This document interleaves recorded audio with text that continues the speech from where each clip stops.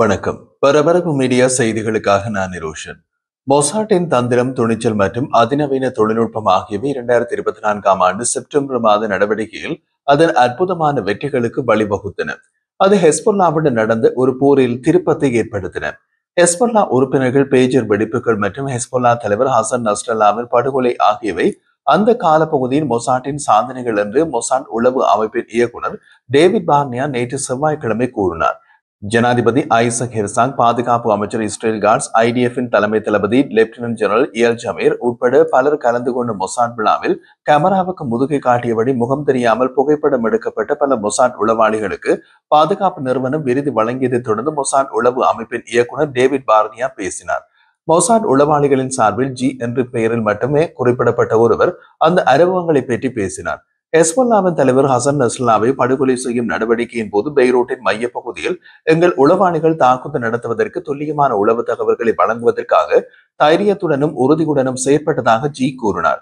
Mossad முதலில் Nasrallah படுகொலை நடவடிக்கைகளை திட்டமிட தொடங்கிய போது அவர்களில் பலர் தங்கள் முதன்மையான லட்சியம் அது என்று நினைத்தார்கள்.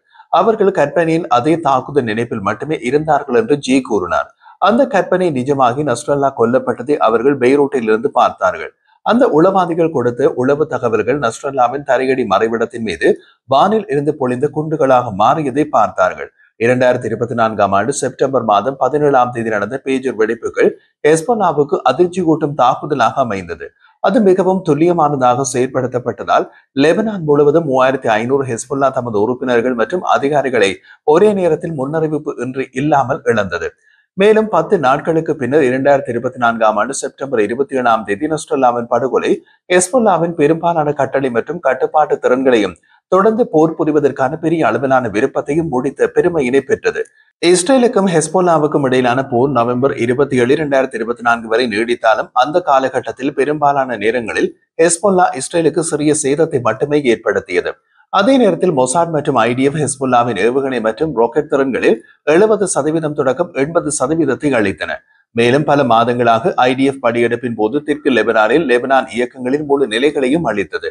போர் நிறுத்தத்தின் பின் இப்போது ஹெஸ்பொல்லா கொஞ்சம் கொஞ்சமாக தெற்கு லெபனானுக்குள் செல்வதை இஸ்ரேல் தரை மற்றும் வான் தாக்குதல்களால் தடுத்து நிறுத்துகிறது. காசா நகரத்தை கைப்பற்ற இஸ்ரேலிய பாதுகாப்பு படைகள் பல்லாயிரக்கணக்கான ரிசர்வ் படையினரை அழைத்ததால் ஹமாஸுக்கு எதிரான போரில் தொடர்ந்து ஈடுபடுவதாக இஸ்ரேலிய பிரதமரும் இஸ்ரேலிய பாதுகாப்பு படை ஐடிஎஃப்பின் தலைவரும் உறுதியளித்தனர். பிரதமர் பெஞ்சமின் நேத்தன்யாகு போர் அதன் தீர்க்கமான கட்டத்துக்குள் நுழைந்து வருவதாக கூறினார். அதே நேரத்தில் ஐடிஎஃப்பின் தலைமை தளபதி லெப்டினன்ட் ஜெனரல் இயல் ஜமீர் துருப்புக்களுடன் காசா நகர பகுதியில் தாக்குதல்கள் ஏற்கனவே முன்னேறி வருவதாகவும் நடவடிக்கைகள் தீவிரப்படுத்தப்பட்டு விரிவுபடுத்தப்படும் என்றும் ஹமாஸின் முழுமையான தோல்வியை தவிர வேறு எதையும் ஐடிஎஃப் ஏற்றுக்கொள்ளாது என்றும் கூறினார். இந்த எதிரியை தோற்கடிக்கும் வரை நாங்கள் போரை நிறுத்த மாட்டோம் என்று மத்திய இஸ்ரேலின் நாச்சோனிசம் தளத்திற்கு பயணம் செய்த போது ஜமீர் கூறினார். அங்கு அவர் புதிதாக அணி திரட்டப்பட்ட ரிசர்வ் படையினர் மற்றும் தொழில்நுட்ப மற்றும் தளவாட இயக்குநரகத்தின் பணியாளர்களுடன் பேசினார். ஹமாஸுக்கு எங்களிடமிருந்து ஒளிந்து கொள்ள எந்த இடமும் இருக்காது. அவர்கள் மூத்தவர்களாக இருந்தாலும் சரி, இளையவர்களாக இருந்தாலும் சரி, அவர்கள் அனைவரையும் நாங்கள் எப்போதும் தாக்குகிறோம் என்று அவர் கூறினார். நாங்கள் ஏற்கனவே காசா நகர தாக்குதலை தொடங்கிவிட்டோம். நாங்கள் ஏற்கனவே இதற்கு முன்பு நுழைந்திராத இடங்களுக்குள் நுழைந்து அங்கு செயற்படுகிறோம் என்றார். காசா நகரத்தில் தாக்குதல் நடத்துவதற்காக ஐடிஎஃப் பல்லாயிரக்கணக்கான ரிசர்வ் படையினரை அழைத்த போது இருவரின் உரைகளும் வந்தன. நேத்தன்யாகு காசா நகரத்தை ஹமாஸின் கடைசி கோட்டையாக கூறுகிறார். காசா நகர பகுதியில் உள்ள செஜையா மற்றும் ஜெய்டவுனில் உள்ள கட்டடங்களை விமானப்படை தாக்கி அளித்ததாகவும் அவை ஹமாஸ் மற்றும் பாலஸ்தீனிய இஸ்லாமிய ஜிகாத் துப்பாக்கிதாரர்கள் தாக்குதல்களை திட்டமிடுவதற்காக சந்திப்பு இடங்களாக பயன்படுத்தப்பட்டதாகவும் இஸ்ரேலிய ராணுவம் கூறியது. தாக்குதல் தீவிரமடைவதால் பொதுமக்கள், உதவி இயக்கங்கள் மற்றும் மருத்துவ ஊழியர்களை அப்பகுதியை விட்டு வெளியேறுமாறு ஐடிஎஃப் வலியுறுத்தியுள்ளது. ஐடிஎஃப்பின் அரபு மொழி செய்தி தொடர்பாளர் அவிச்சாய் ஆத்ரே காசாவின் அனைத்து குடியிருப்பாளர்களையும் வடக்கு நகரத்தில் போரை விரிவுபடுத்துவதற்கு தயாராக ஸ்ட்ரிப்பின் கடலோர பகுதியில் உள்ள ஒரு மனிதாபிமான மண்டலத்திற்கு வெளியேறுமாறு தெரிவித்தார். செப்டம்பர் நடுப்பகுதியில் காசா நகரத்தை கைப்பற்ற ஐடிஎஃப் அதன் முக்கிய நடவடிக்கைகளை தொடங்கும் என்று எதிர்பார்க்கப்படுகின்றது. போர் மண்டலங்கள் அல்லது ஐடிஎஃப் படைகள் செயற்படும் பகுதிகளை அணுகுவது பொதுமக்களின் உயிருக்கு ஆபத்தை விளைவிக்கும் என்றும் அவர் எச்சரித்தார்.